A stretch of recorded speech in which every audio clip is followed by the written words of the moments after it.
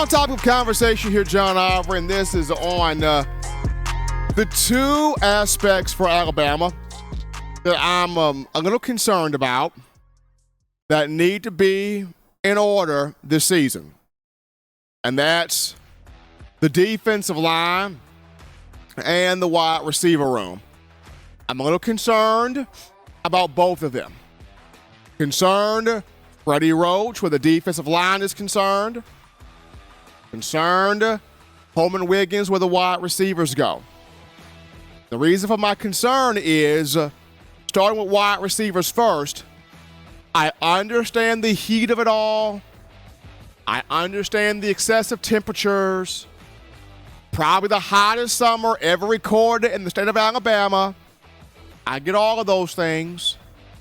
But the amount of drops we've seen all offseason, this is unacceptable. This has got to stop. Especially when you look at the 4 and 5 stars Alabama's got across the board in this receiver room. These drops have to stop. They got to. They got to. I understand Coach Saban trying to not bring down the confidence of his players. He mentioned after the final scrimmage that there were fewer drops by the receivers. They did better, played with more confidence. And while that may be true, he still also said, but we don't want any drops. Drops still happen.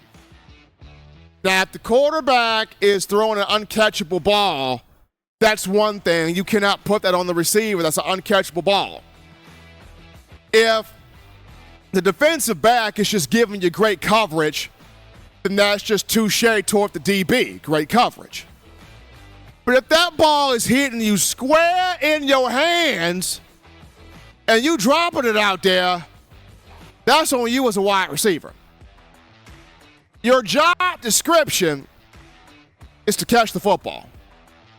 That's just like me. My job description for TDA is to come on here ever so often and provide you with news, updates, information, what's going on with Bama football. And if I'm not doing that properly, I got to look for somewhere else to be at, right? So it's the same thing here. Job description of a wide receiver, you got to catch the ball, especially when it's right there on you. And Bama's got 4 and 5 star guys across the board on this roster. You got to catch the football. On the defensive line, my concern is not having that alpha personality in the room, right? I just remember watching Marcel Darius. I just remember watching Terrence Cody. I just remember watching A'Shawn Robinson and Jaron Reed and Jonathan Allen and Deron Payne and Quentin Williams. I just remember watching those alpha males in that room. And you could tell the moment they got off the bus how special they were, how dominant they were, how elite they were. Now, yes, they also had a defensive line coach in Bo Davis who ripped into them. And the players love Bo Davis. Shoot, I loved Bo Davis. But you don't have that alpha personality in the room on the defensive line. Now, is that a major detriment? No. You can still win without that major alpha personality. Remember the 2011 team, they didn't have a major alpha on that defensive line. It was a lot of just guys that came together as a collective unit and played ball. One of those guys was Nick Gentry. So it's possible. It's definitely there. You can have a collection of talent on a defensive line, but all of those guys have to fire off the ball. All of those guys have to have that nastiness in them. All of those guys have to consistently press the pocket. All of them together as one unit. Not just, one day here's Jaheim Otis, and the next day, Justin Boygby's the only guy, and the next day, here comes Tim Keenan. No, it's got to be a collective effort from this group.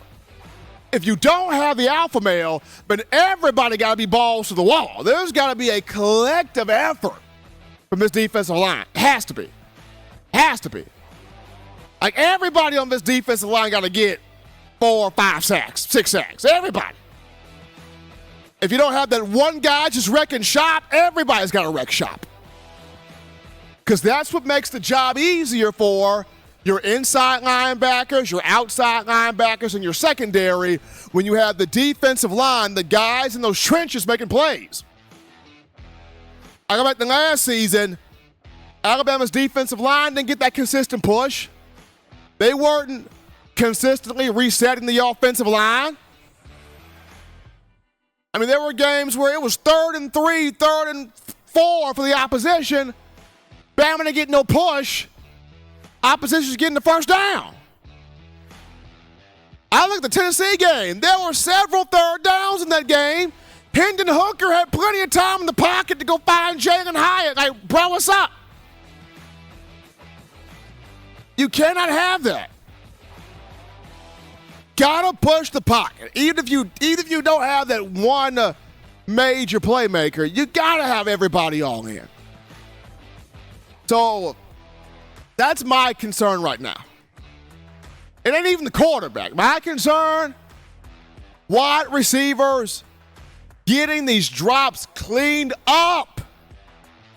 And this defensive line having a collection of guys that will consistently press that pocket.